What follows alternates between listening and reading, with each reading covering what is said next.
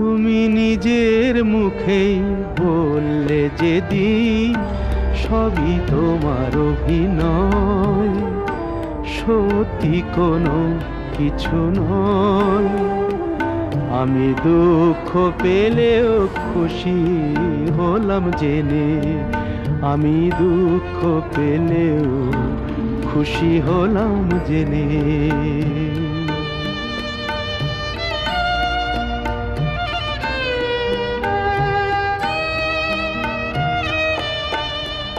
আমি মানুষ চেয়ে করেছিলাম ভুল,